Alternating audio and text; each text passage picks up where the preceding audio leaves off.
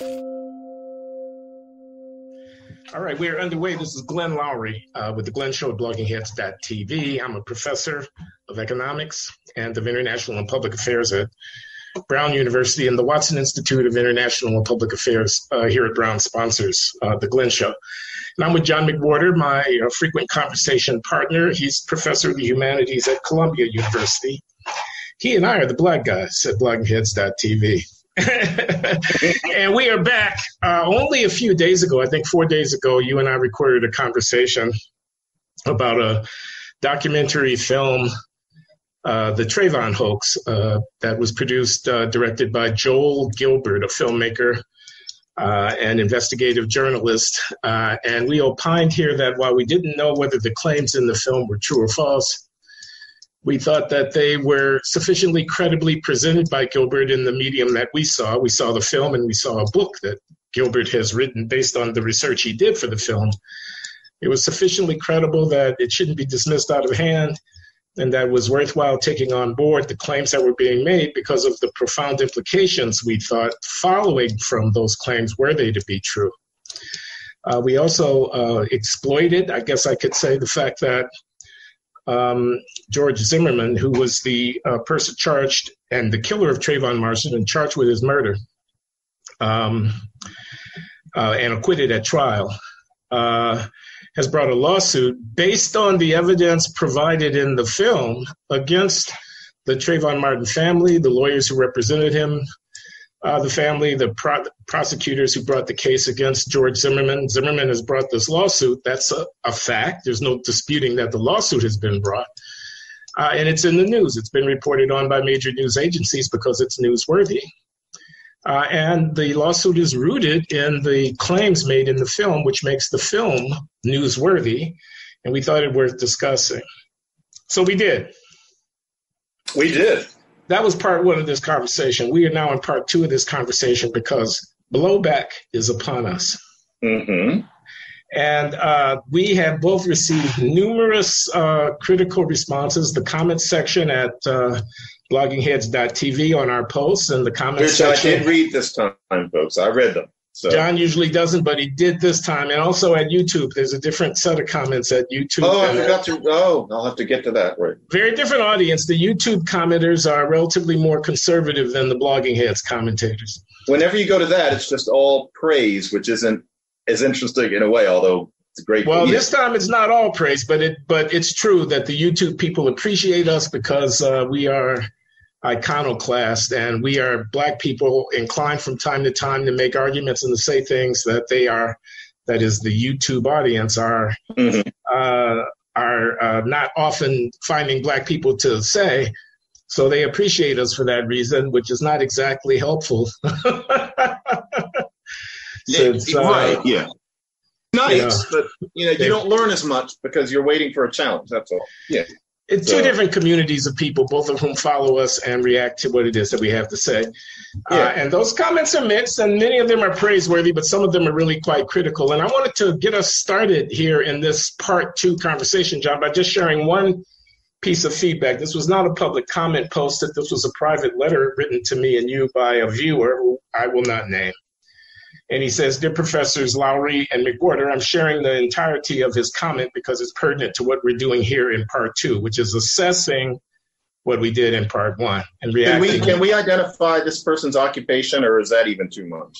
Because I liked his occupation. Do I know his occupation?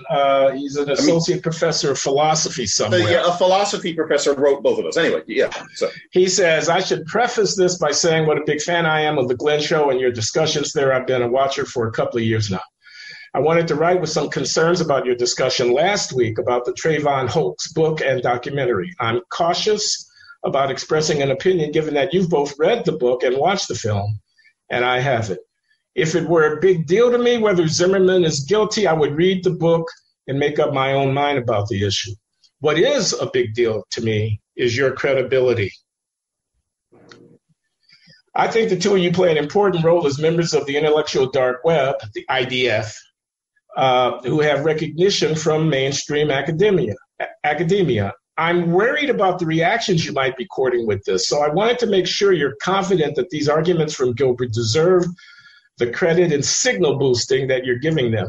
In particular, I'm very concerned that someone like Gilbert, who clearly has an agenda that overruled his commitment to the truth in the case of Obama's parentage, is exactly the sort of person who might deceptively present evidence or even make it up from scratch. Let me just mention as an aside here that what this writer is referring to is the fact that Joel Gilbert, who is the director and producer of the Trayvon Hoax film about which we're talking now, is also the director and producer of a film called Dreams from My Real Father, which alleges that the paternity of Barack Hussein Obama, the first black president, is not as it has been presented to us in the large narrative, that his father was a Kenyan national who came to the United States as a student, met and had a child with Stanley Ann Dunham, who is Barack Obama's mother, married but betrayed the marriage and deserted Dunham and the young Obama early in his life. And that was a phenomenon that bore down on Obama throughout his life. The Dreams from My Father. Gilbert's film alleges that, in fact, Obama's real father is Frank Marshall Davis, a man who was a friend of the Dunham family, a good friend of Obama's grandfather, of Obama's mother's father. And he claims that it was he who, in fact, was the father of Barack Obama, and he develops that allegation. So in any case, our fan who writes with his concern says that clearly Gilbert has an agenda. He's exactly the sort of person who might deceptively present evidence to make it, or even make it up from scratch. The fact that I continue with this comment as a way of prefacing our discussion, the fact that you both agree that Gilbert makes a credible case speaks strongly in favor of his credibility. On the other hand, his past track record of defending ideas that are clearly false, conspiracy theories, greatly undermines his credibility. If this is really a hoax, why didn't the mainstream journalists discover it, like what happened with the UVA rape hoax? I'm not sure what to think about this, but I hope you haven't staked your own credibility on something that might itself turn out to be a hoax. And if you have, I hope you'll be open to walking back your support for Gilbert in that event. Best, and then it's signed by the name of the writer. Mm-hmm. So that's I'm laying that out by way of introduction here, John. I'm turning the floor over to you. How would you respond to our professor, our associate professor of philosophy, and others who have harbored similar concerns? It's a very reasonable position to have. And I, for one, can say, as I know you would, that if this turns out to have been nonsense, if Gilbert really did make up this stuff, then I will be the first person to fall on my sword, openly admit it. I will not even pull the business of kind of never getting around to mentioning it or saying I could have been more careful. I will say I was wrong. Nevertheless, I think the nature of this evidence is such that it requires airing. I like that expression, the signal strengthening that he uses. This needs signal strengthening because the answer to his very reasonable question as to why nobody else has dug this up is because I think that the Trayvon case has taken on an iconic status beyond the UVA rape case. And I think that the typical mainstream journalist of whatever color wouldn't touch this. And so the unfortunate thing, the uncomfortable thing is that probably the only person who would look into this with clear eyes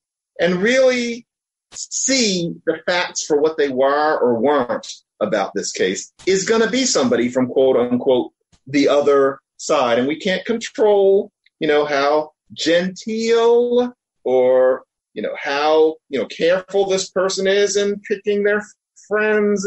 We can't pick the perfect, sober conservative who writes for First Things or something like that. The chances it was going to be somebody like that were very small. It's going to be somebody a little more colorful than that.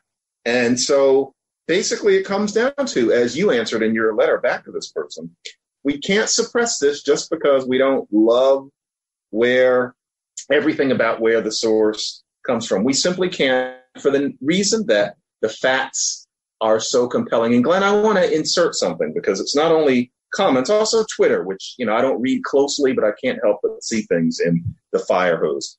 I tweeted saying that Martin attacked Zimmerman and not vice versa. And there are some people who I think read the tweet rather than listening to our podcast, although one of them ought to be ashamed of themselves that they did listen to the podcast and still had the same objection. They're saying, are we actually claiming that essentially it was Martin driving around in a van or chasing a little man around the complex and Zimmerman is the victim? And, I'm sure there are words for this in some languages, but frankly, why would we mean that?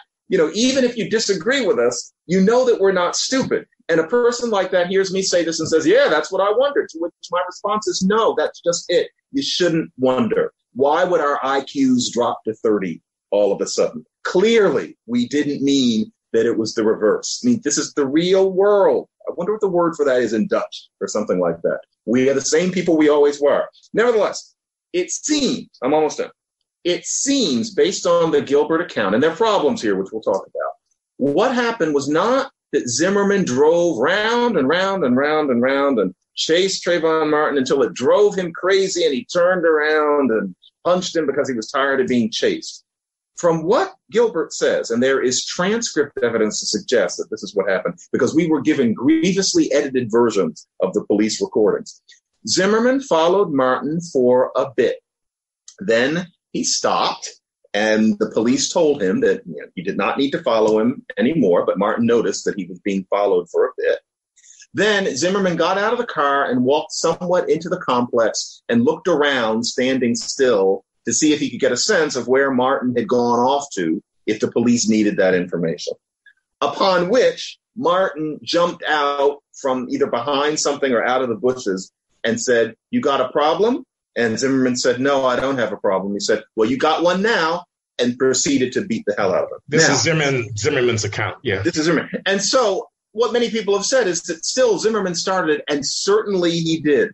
I don't think either one of us deny that. We're not saying that Zimmerman did not start this, and they're similar to what's he doing with a gun in the first place. But it seems that it was not that Zimmerman trailed Martin for a long, long time, and there is no phone evidence suggesting him saying to anybody that that's what was going on. Rachel Gentile was coached about that and made it up. So it's just different than what we've been told. Yes, Zimmerman pursued him, but briefly, what he was jumped for was standing still and just turning his head round and round. I just wanted to get that in. No problem.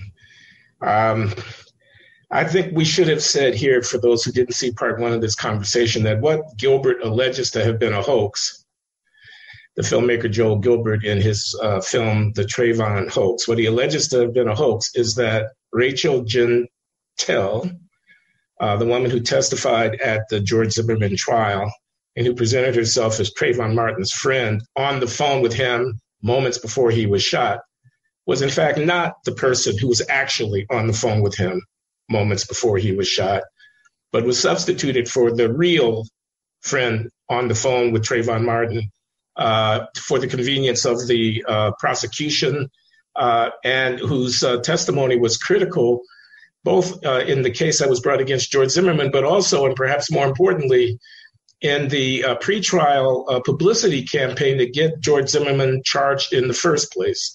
The authorities had thought, on the basis of the evidence before them, that Zimmerman had acted clearly in self-defense and they weren't going to bring charges. But a campaign was mounted to coerce the authorities into charging George Zimmerman. Yet another white man kills an unarmed black man and walks free was the narrative.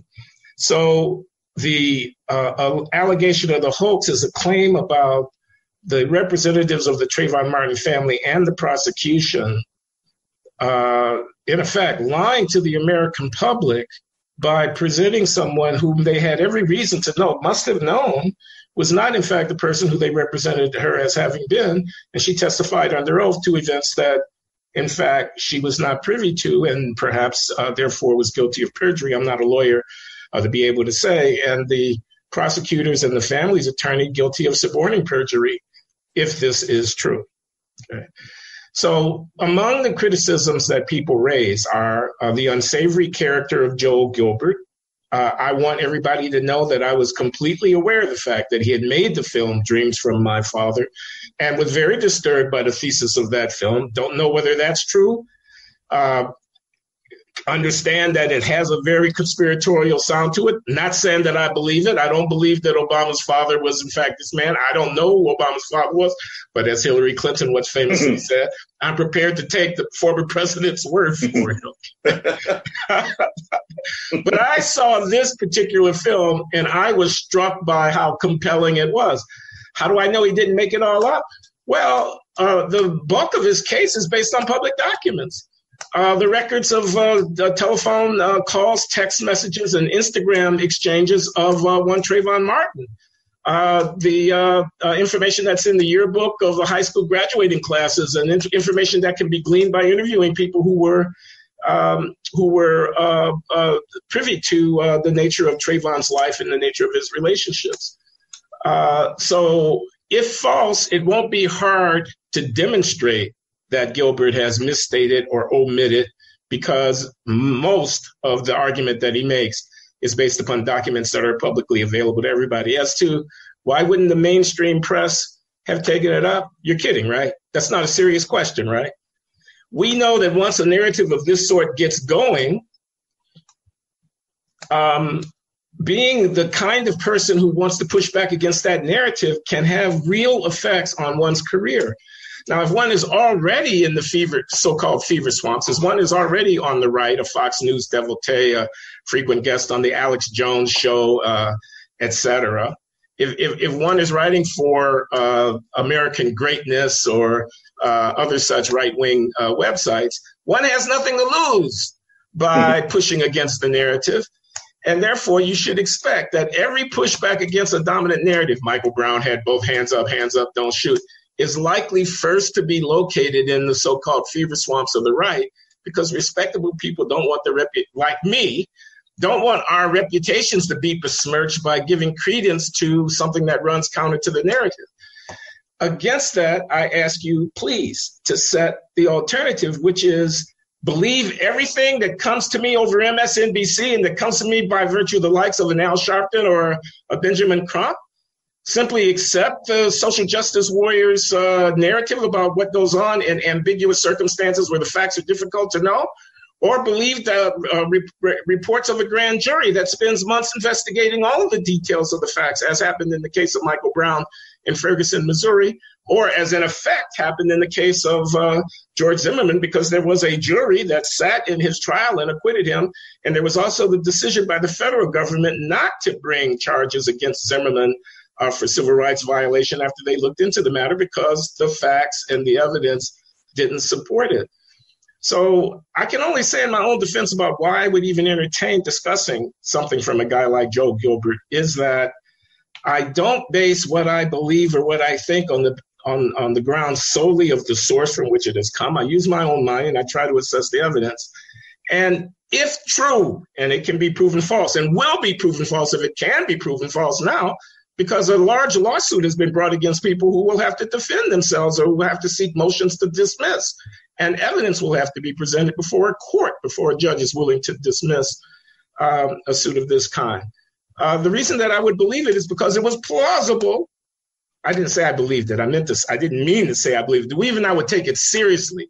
The reason I would consider that it might be true, the reason that I'd be prepared to speculate about, well, if this is true, then what else might we be thinking that is so that turns out not to be so upon investigation, is because I'm trying to stay in touch with reality, trying not to slip into this posture where I don't believe anything unless it comes from sources that are already determined to be on my side politically, because I think that's a very, very bad place to be.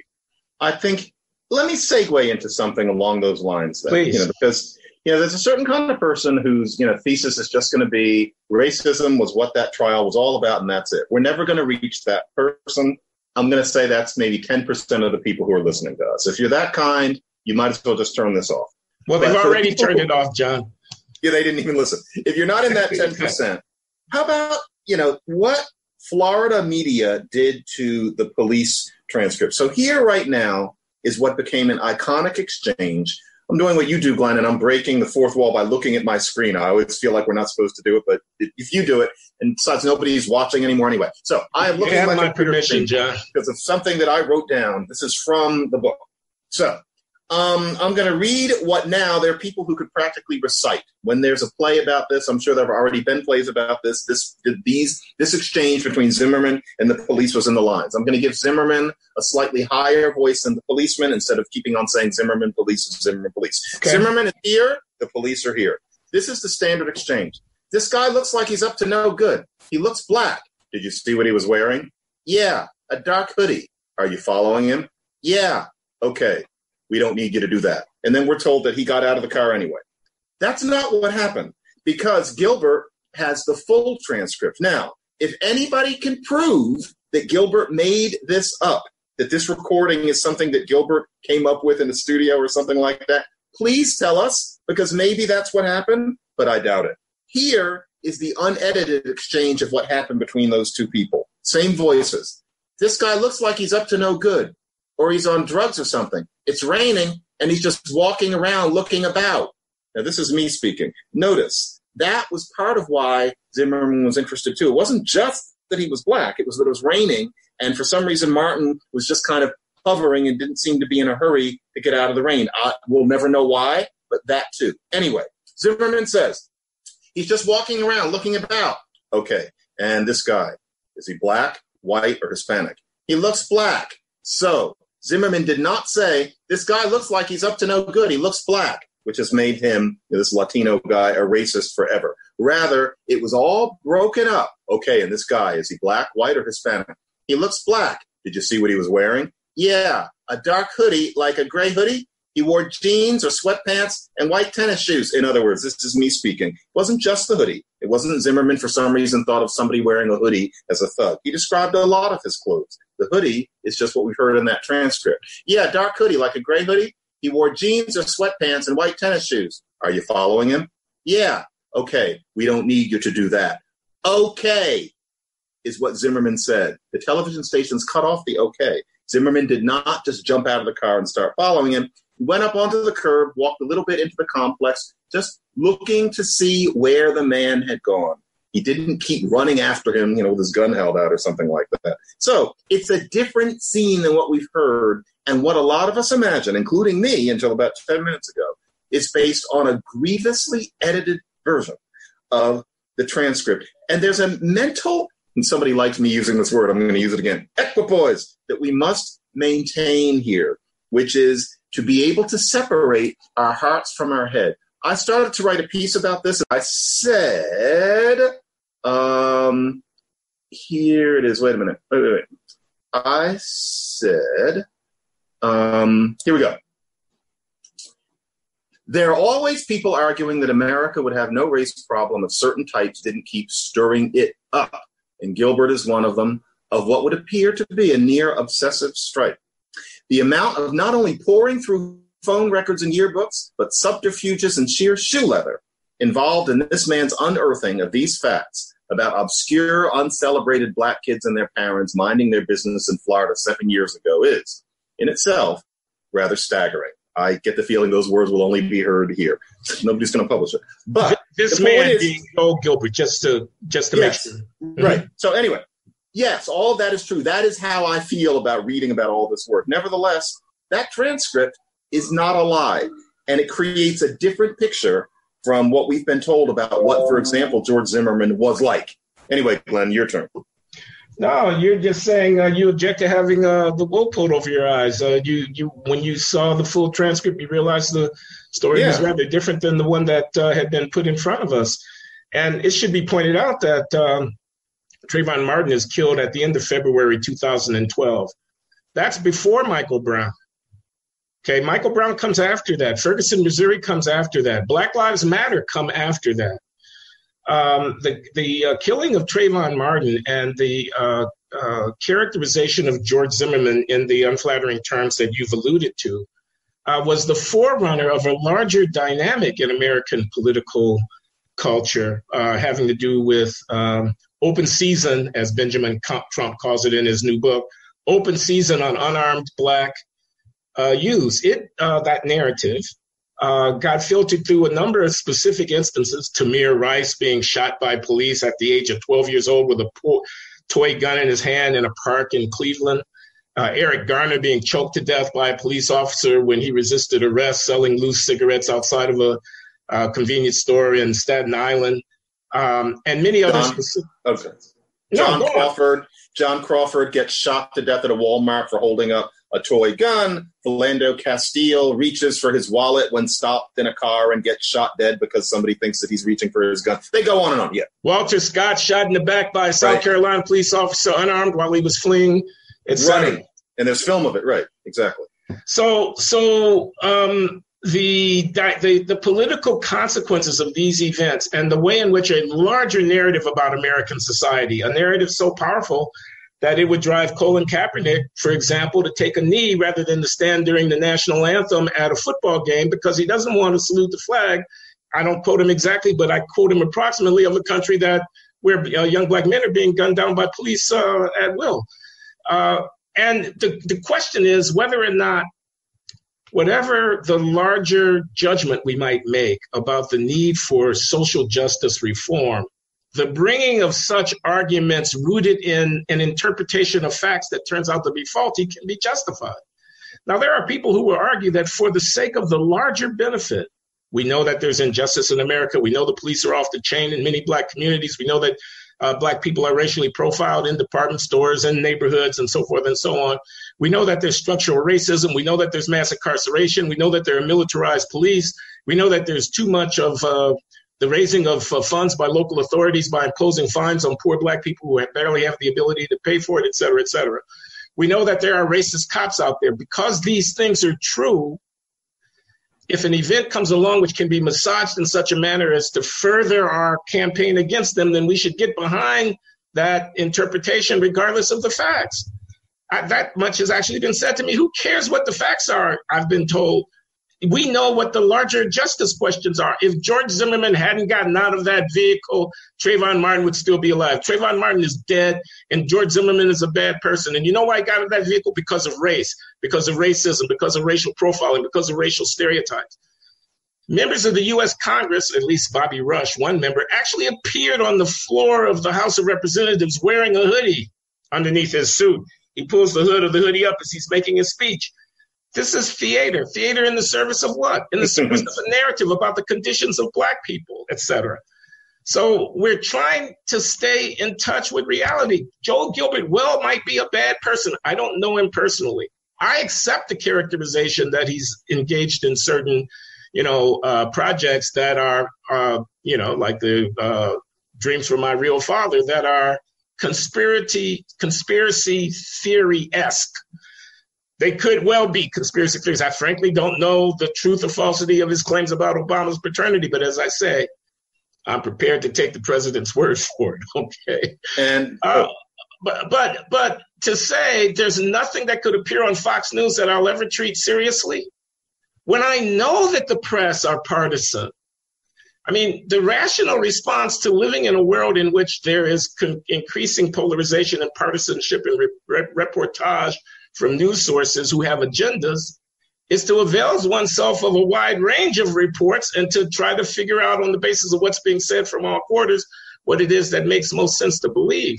It's not to shut down everything that comes out of anybody who might have been a Trump supporter preemptively on the claim that, well, we know what their motives are, therefore we know that anything they say must be in the service of those motives. And since their motives are not our motives, we're changing the channel. Anyway, that's what I would say. Or how about this? We are taught to suspend logic when it comes to these race cases. And even I am guilty of it sometimes, but we need to dig a little bit here.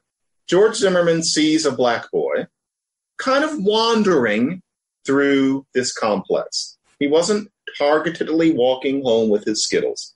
It was raining. It's kind of wandering. The truth is, why do I suddenly sound like I'm a 14-year-old boy? The truth is that he was smoking a little something, which is just fine. We don't hear about that part. But he wasn't just marching on his way home. That's your surmise. That's your surmise, right? I mean, we don't have evidence that he was. Do we have evidence that he was? He says that he had like a blunt on him in the book. Does that not come up in the film? I don't remember that. I don't say it does or it doesn't. I'm asking. I could be wrong, but a blunt is involved in this somehow. And that's, fine, Trayvon, great. But it means that he was not in a hurry for some reason. Right. And so Zimmerman sees him, and we think, well, he's just singling him out because he's black. If there had been a white, boy walking through, he wouldn't have turned his head. Now, all of us know deep down that Zimmerman may have had a reason for thinking that a black boy was more likely to be a thief in that neighborhood than a white boy. Very few people live in Sanford, Florida, but all of us are thinking there may have been some reason. And as it turns out, let's try this. If there had been a spate of people putting nooses on doorknobs in that complex, and black people are scared, and these white hooligans, we would have heard all about that. But what we don't hear is that at that time, there had been a spate of robberies in that neighborhood, perpetrated, for whatever it's worth, by young black men. And so Zimmerman singled out Trayvon Martin, not simply because he thinks black people are apes, but because black men are the ones who had been doing the stealing. Now, the sensible part of us thinks, why would he not see skin color as a distinguishing trait and be at least suspicious under those conditions? But the other part of us, we're encouraged to use this kind of reptilian brain when it comes to thinking about these things. We're supposed to think, no, even if he knew that there had been a spate of black men robbing people in the complex, he's still supposed to be no more suspicious of this boy kind of wandering his way through those sidewalks than he would be of a white boy or a Korean grandmother. That is shit. That is absolute shit. It's shit that we haven't been told that there was a spate of robberies in that complex at that very time. And it's not fair to Zimmerman to assume that he, a Latino, he was not white, he was very much a Latino, he is bilingual, was just a bigot. Now, I have to say, finally, yes, folks, I know he had a gun. He shouldn't have had a gun. What was he doing with a gun? The whole thing, I hate to say should, but it should have ended with him getting, the shit beaten out of him. And that's the way it would have ended. And then we could talk about whether that was just or not. Why did he have a gun? But the fact that he had a gun does not eliminate the logic in everything that I just said. We have to look at these things with our brains. And we're taught that when it comes to race, we're just supposed to look at these things with our gallbladders. And it doesn't work for anybody. Okay, I want to respond more broadly, but first I just want to ask you a question about the gun. Suppose we were in inner city Baltimore or St. Louis or Chicago. Suppose the person who's the neighborhood watch person or the building superintendent or the security guy around the shopping mall is black. Is it okay for him to carry a gun where the homicide rate is off the charts and where we know that there are bad actors cruising the streets, people getting carjacked and mugged and so forth and so on? So if Zimmerman can't arm himself under those circumstances, how can a person living in a dangerous neighborhood who is an African-American, Philando Castile, who was shot dead in Minnesota, and he was shot with a gun. He had a permit for the gun. He was trying to explain to the police officer that he was licensed to carry the gun. Police officer shot him dead before he ever had a chance to explain himself, but he was entitled to carry that gun. Likewise, you gotta get mad at me, but I mean, I'm just telling you, man. If I were out there at midnight trying to figure out who suspicious was going around my neighborhood, I might well learn how to fire a firearm, get the necessary permit, and carry one myself. But it's true. If George Zimmerman had stayed in that vehicle, Trayvon Martin would still be alive. That's true. It is. That.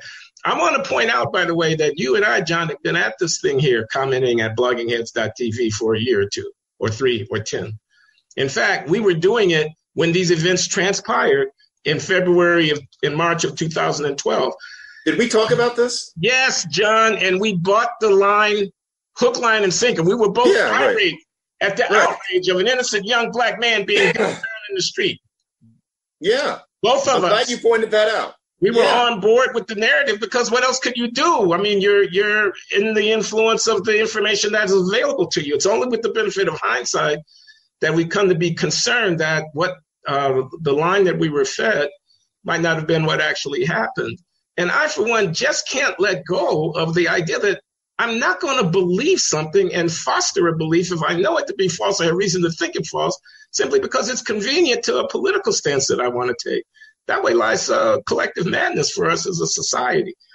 Remember, it's also a psychological and emotional stance. Many people derive a comfort from this victim position, and they don't want to give that up, and that's a lot of the anger. But anyway, go ahead. You said you've been paying attention to Twitter. I haven't. I've been afraid, but I have been looking at the comment. I've been afraid to look at Twitter. I have been looking at the comments because people are unrestrained out there. And a few of them are viciously critical of us as Uncle Tom sellout, been in the white world too long. Don't we realize, et cetera, et cetera.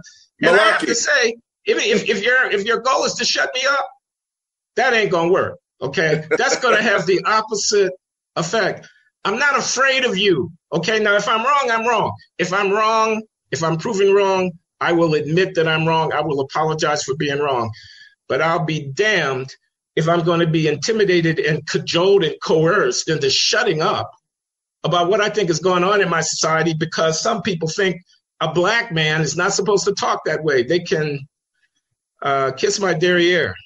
That's my response. I'm glad you said that because I don't usually air that in public, but over the past about 6 months, it's occurred to me that since I could have a heart attack tomorrow, I want to get it out there too. The kinds of people who call us those sorts of names, which I think of as kind of the most primitive of our detractors, I think a lot of them actually think that they're going to scare us into not talking. And I want people to know that when I started doing this, I was in my mid-30s. I was, the fair-haired boy, and I think a lot of people thought because of that, and also I have a big face and big eyes, and you kind of think that because I don't talk like you that I can't fight, that I'm going to just kind of cower and go away. No, I'm not going away.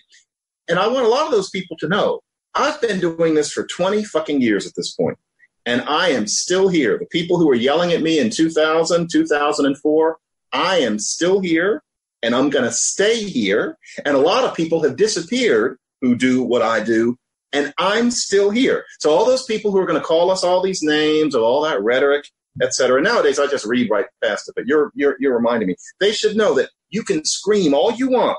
You all the names that you use, you can come up with new ones because the fashions change about every 5 years. White supremacists, that's the new one. Go ahead. Have fun with each other, but be under no illusion that I'm going to read something like that and think, oh dear, I better shut up. No, what you write will not matter to me at all. And when you wake up the next day, I will still be there. And when you're gone, I will still be here.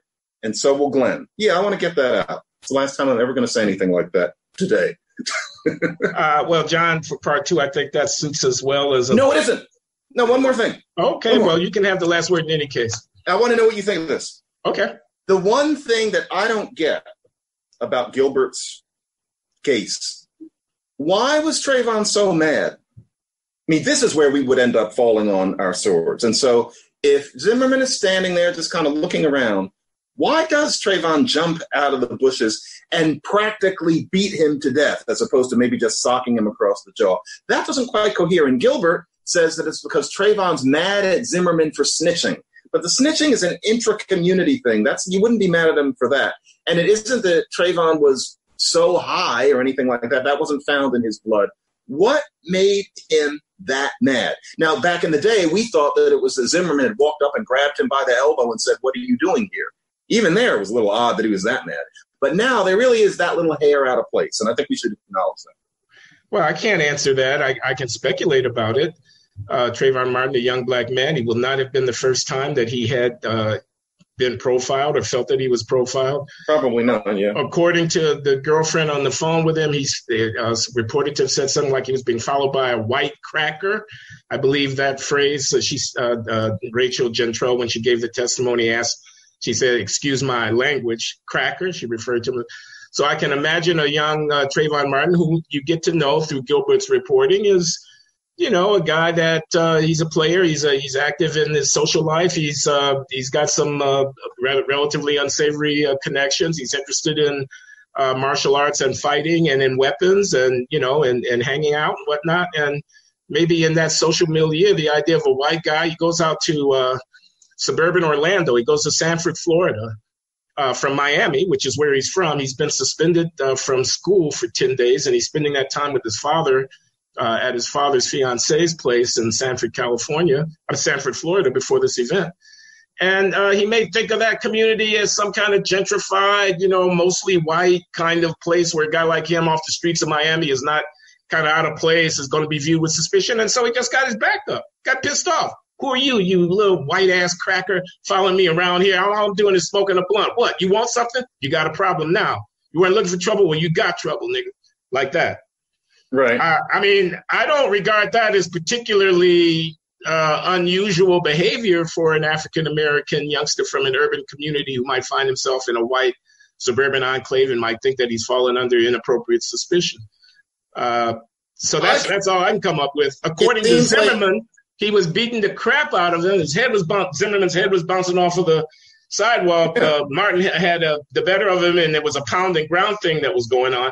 But notice that in the trial, much of the argument turned on whether or not the voice crying out for help, which is recorded on somebody's cell phone, is George Zimmerman's voice or is Trayvon Martin's voice. The parents were called as witnesses, and Martin's parents said, no, that's our boy's voice. And Zimmerman's mother says, no, that's my son's voice.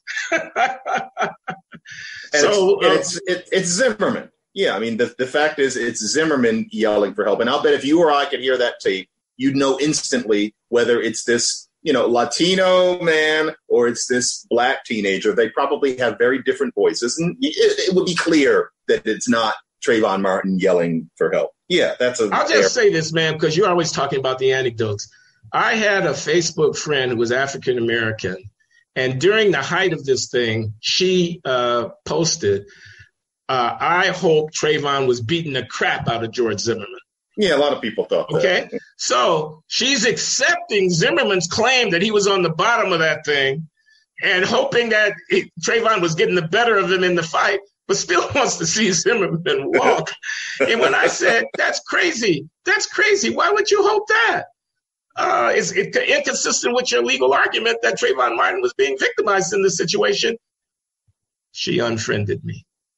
Oh, goodness. She got the better of me by canceling me out. I no longer had that connection. And I guess then you decided to no longer write or speak. That's what these people can do to you. So John has thrown down the gauntlet. He says, y'all can unfriend us if you want to, but we'll still be here. And I'm with him 100% on that. Thanks for coming on the Glenn Show, John. Thank you, Glenn.